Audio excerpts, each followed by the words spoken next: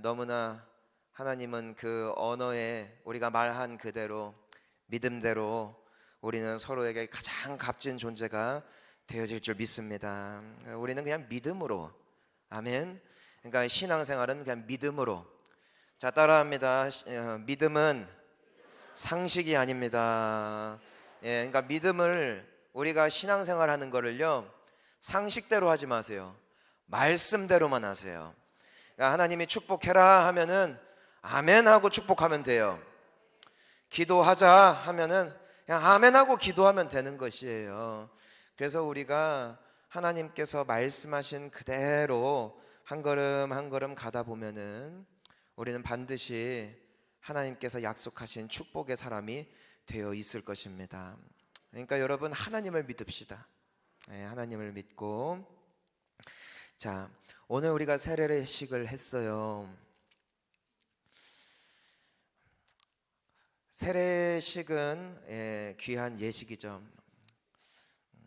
여러분, 우리가 결혼식을 대부분 다 해보셨죠? 여기 학생들 말고 어른들은 아마 다 해보셨을 겁니다. 여러분, 한번 질문해 봅시다. 결혼은 사랑의 결실이다. 손 들어보세요.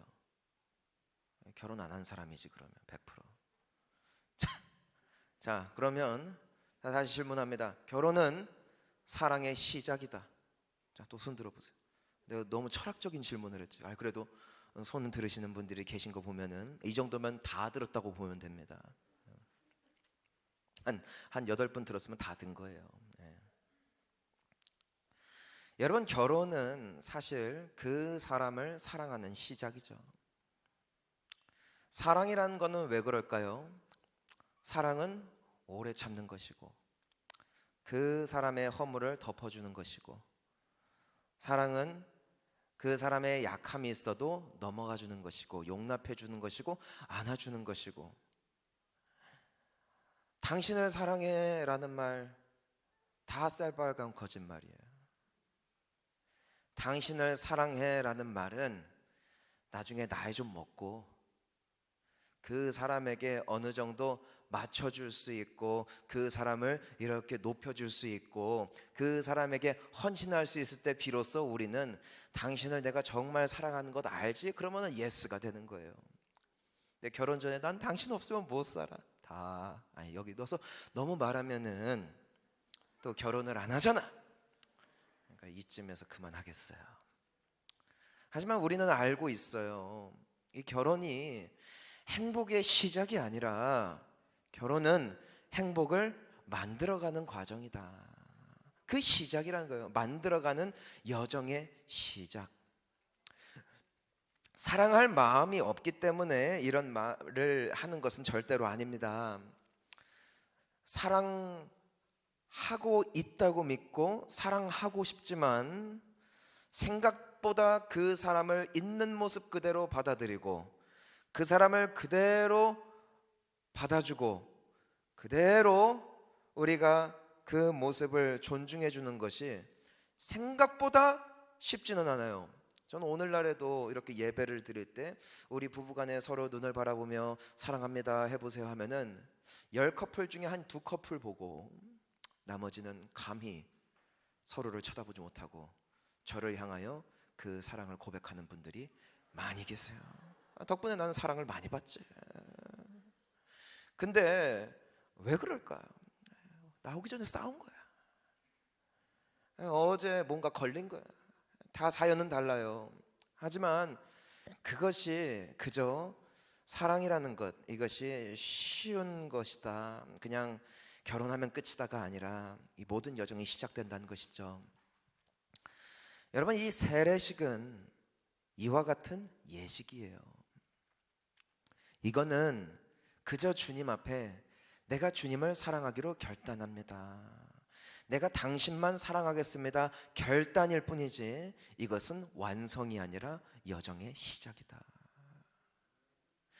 여러분, 오늘 세례 요한의 말을 들어보니까요, 그분의 말씀을 들어보니까 이것이 바로 물세례래요. 물세례.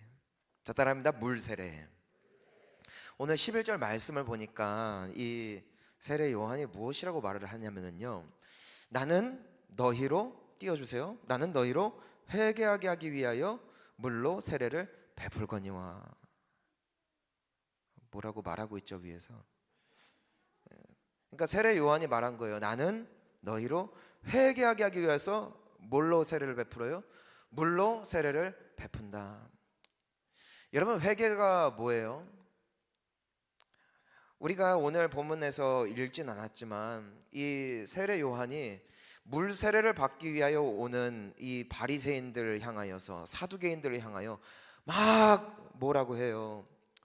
독사의 자식들아 하면서 누가 너희를 가르쳐 임박한 진노를 피하라고 하더냐. 굉장히 도전하는 메시지죠.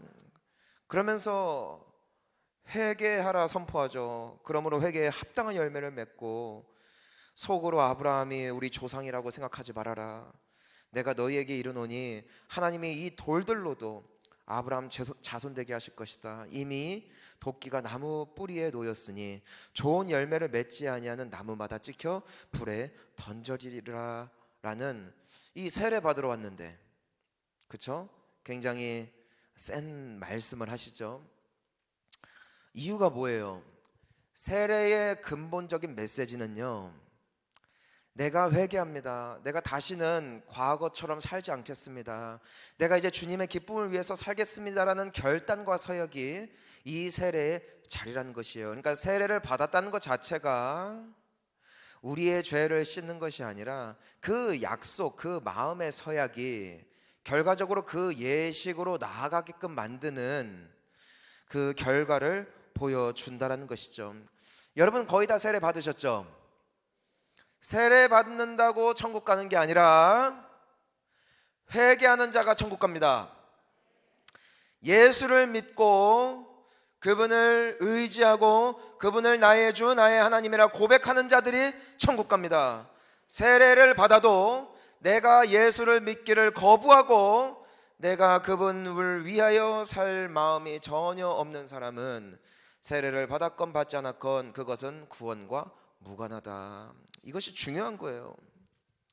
여러분, 그러니까 세례 요한은 계속해서 말했어요. 회개해야 된다, 회개해야 된다. 여러분, 우리 평생 들었죠? 교회 다니면서 죄를 지으면 안 됩니다, 우리가 이렇게 살아야 됩니다, 우리가 저렇게 살아야 됩니다, 말을 다 들었어요. 자, 일주일 동안 그렇게 사는 사람 한 사람이라도 있나? 말해보자고요. 있을까요, 없을까요? 왜 말을 안 해요? 그럼 여러분들 개인에게 여쭤볼게요. 여러분은 말씀 들으면 들은 대로 살아요? 아니면 그렇게 못 살 때가 더 많아요? 이러니까 인격적인 겁니다. 여러분, 물로 세례를 주는 것은 어디까지냐면 나의 다짐과 결단까지예요. 그런데요, 여러분, 우리 결혼할 때도요, 당신만을 사랑한대요. 웃기지 마세요. 그런데요, 그 말을 할 때는 진심이었을까요, 거짓이었을까요? 진심이었어요. 진짜였다니까? 내가 그렇게 될 줄 몰랐어요. 하하. 나는 한결같을 줄 알았어요. 그래서 충성을 맹세했어요. 저도 제 아내에게 충성을 맹세했어요. 당신은 씻을 때 말고는 손에 물을 묻힐 필요가 없다. 왜? 난 당신의 종으로 결혼하는 거니까. 저는요, 정말 그렇게 살 결단이 돼 있었다니까요. 주님 앞에 서약했어요. 주님, 저는 그렇게 살 것입니다. 서약은요, 다 깨진 거예요. 하하. 저만 그런 게 아니죠. 저는 베드로를 참 좋아해요. 그 사람은 결단하고 5시간 만에 홀랑 바뀌었어요. 어떤 결단했어요? 예수님, 여기 있는 얘네들은 다 주님 떠나도요, 나는 주님 안 떠납니다. 그때 옆에 있던 제자들이 자극받았어요. 아닙니다, 다른 사람들은 그래도 내가 당신을 지킬 겁니다. 그래서 막 다 12명이 돌아가면서 서약을 했어요. 그리고 4시간 5시간 얼마 지나지도 않아서 막상 군대가 찾아오니까, 예수님을 잡기 위하여 진짜로 무리들이 찾아오니까 어떻게 됐어요?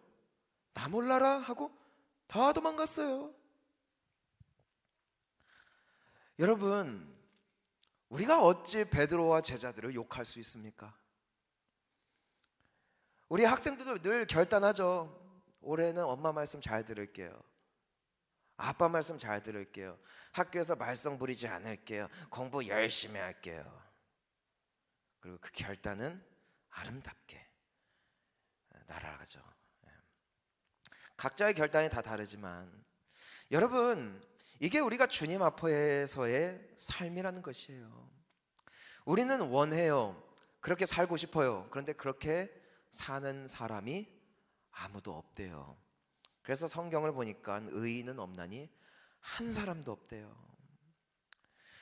세례 요한은 물 세례를 통하여 끊임없이 사람들에게 권면했고 도전했고, 또한 그렇게 살라고 끊임없이 푸시했어요. 하지만 사람들이 그 앞에서는 정말 내가 그렇게 살겠습니다, 참회의 눈물을 흘리며 서약했지만, 정작 그들이 그들의 삶으로 돌아갔을 때는 동일한 과거의 습관을 따라 살아갈 수밖에 없었던 현실이 바로 이 물 세례의 한계였다는 것이에요.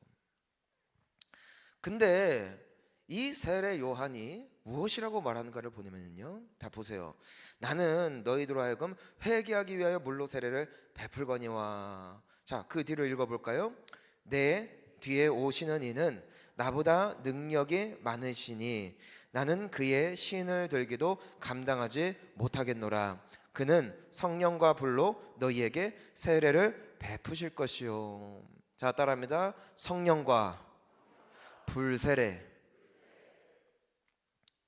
여러분, 이게 누가 주시는 세례일까요? 사람은 어떤 세례? 물 세례. 하지만 예수님이 주시는 세례는 성령 세례이고, 성령 세례의 또 다른 이름이 뭐라고요? 불 세례다. 불의 특징이 뭐예요? 태우는 거죠. 자, 사람의 한계는 뭐다? 결단하고 하지 못한다. 하지만 예수님의 세례는 뭘까요? 결단하여 하지 못하게 만드는 나의 삶에 그 모든 더러운 찌꺼기를 예수님의 불 세례가 임하는 순간부터 주님은 그 삶을 제거해내기 시작하십니다. 자, 가령 예를 들어서 이런 거예요. 제가 살을 빼야 돼요. 수명이 얼마 안 남은 것 같아요. 이 비계를 보니까. 그러니까 운동을 해야 돼. 모르는 사람이 없어요. 근데 그냥 먹어도 그냥 살아도 아무 문제가 없어요. 그러니까 운동을 안 해요. 그러면 사람들이. 근데 병원 가서 체크를 해보니까 이렇게 일주일만 더 이렇게 사시면은 당신 100% 당뇨로 갑니다. 그 말을 들으면은 그때부터 뭐 해요? 운동하죠. 여러분, 남자가요, 처음에 결혼을 하면은 아내를 이겨먹으려는 어리석은 시도를 해 나갑니다. 여러분, 이럴 때 명언이 있어요. 세월이 약이다. 세월이 약이다. 50이 넘어가고요, 60이 넘어가잖아요. 약했던 여성들이요 강해져요. 강했던 남성들이요 약해져요. 기력이 쇠하여 젊었을 때는 그렇게 쥐잡듯 잡던 남편이 아내에게 순복하게 되어지고, 당신의 말씀이라면 내가 무엇이든지 못하리요. 안 하면은 쫓겨나니까, 안 하면은 찬밥 신세니까. 그렇게 본인이 되고자 노력해도 안 되던 모습이 시간이 흐르니까 되더라고요. 여러분, 우리가 12절 말씀을 보니까 뭐라고 되어 있냐면은 손에 키를 들고 자기의 타작마당을 정하게 하사 뭐래요? 알곡은 모아 곳간에 들이고 쭉정이는 꺼지지 않는 불에 태우시리라. 무슨 말이냐면요, 여러분, 내가 백날 결단해도요, 우리는 하나님 앞에 의인으로 살 수가 없대요. 하지만 주님이 어떤 작업을 하시겠다는 거예요? 너가 도려낼 수 없는 너의 그 습관, 네가 제거하고 싶어도 끊을 수 없는 그 죄악된 길을 내가 끊을 수 있도록 너의 삶 가운데 관여하여 내가 그것을 태우는 작업을 시작할 것이다. 이것이 성령 세례예요. 그러니까 성령 세례를 받으면요, 여러분 어떤 일이 일어나는 줄 아세요? 그 사람이 원하든 원치 않든 하나님의 그의 인생 속에 남아있는 쭉정이를 활활 태워나가기 시작하시는데, 그 태우는 과정은 쓰리고 아픕니다. 여러분, 예수 잘 믿는다는 것이 무슨 뜻인 줄 알아요? 우리가 쭉정이로 가득했던 나의 삶에 쭉정이는 자여지고 알곡이 남는 과정이 성도의 삶입니다. 근데 여러분, 문제가 뭐예요? 쭉정이를 걸러내려는데 내가 걸러낼 능력이 없다는 거예요. 여러분, 사람은 바뀌지 않아요. 사람이 바꿀 수가 없어요. 하지만 주님은 사람을 바꾸시더라고요. 주님이 바꾸세요. 그러니까 불세례, 성령 세례를 받게 되잖아요. 그때부터 나의 삶 가운데는 무엇이 시작되는가? 하나님의 작업이 시작됩니다. 겸손케 하세요. 여러분, 제가 얼마나 사람 됐나 몰라요. 근데 어디서 제일 사람 됐는 줄 알아요? 저 유학 갔을 때 우리 부모님의 손에 있을 때는 오히려 정신을 못 차려요. 그런데 제가 중국 가면서 그때부터 주님이 불세례를 주셨어요. 불세례에 아멘 하면 안 돼요. 불에 한번 태워 볼래요? 겁내 뜨겁거든요. 하나님이 제 삶에 작업을 하시는데 와, 뜨뜻하더라고요. 보통 뜨뜻한 게 아니에요. 어쩜 그렇게 삶이 다 막히고, 예전에는 내 마음대로 해도 다 되던 일들이 다 안 되고, 와, 관계가 꼬이고 막 아주 그냥 난리가 났어요. 난리가. 기도를 안 하느냐? 기도해요. 하나님이 그런 복을 전혀 안 주시냐? 아니요, 복도 주세요. 근데 내 삶에 너무 큰 고통들이 따라오는 거예요. 와, 처음에는 막 승질이 나서 막 바락바락 우겨요.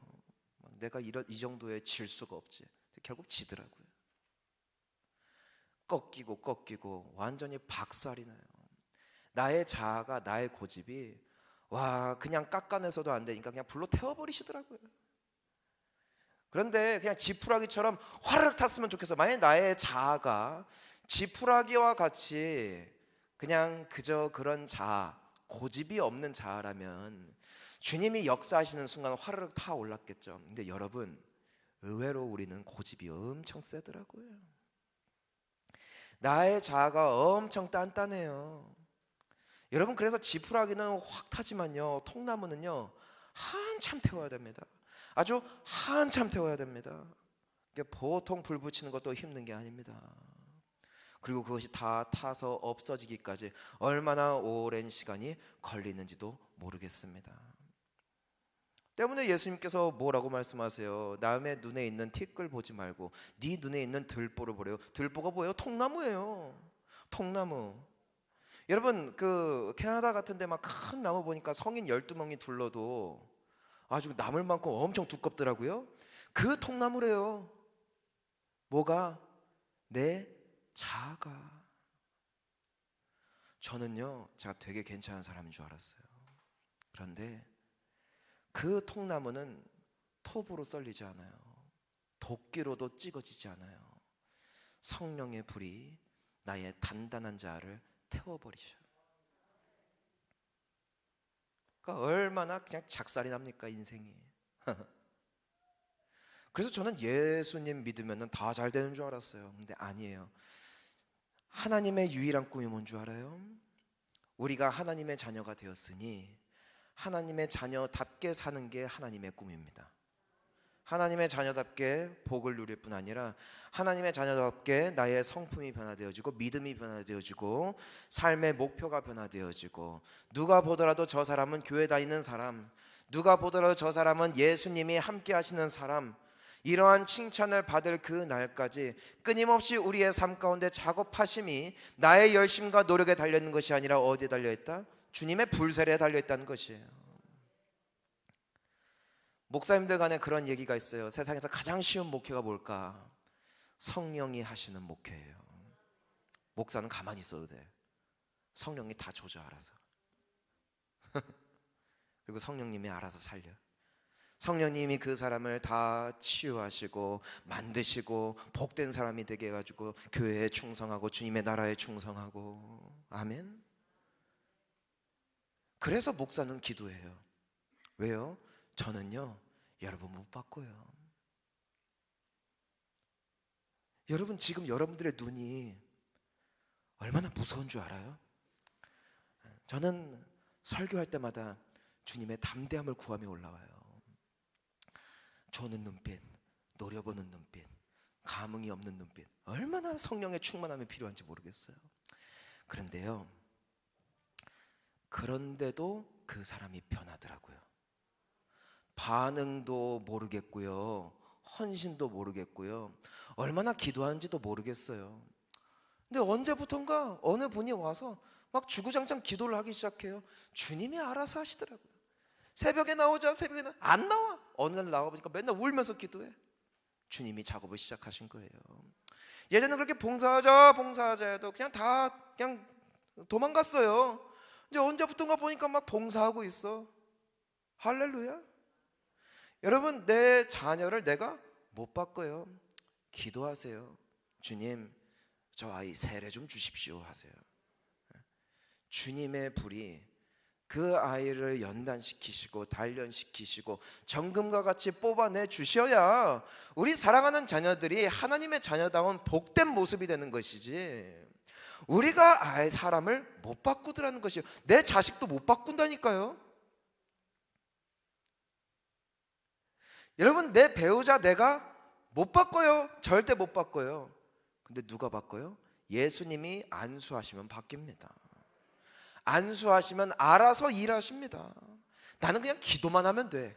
아멘? 이게 성령에 의지한 신앙이에요.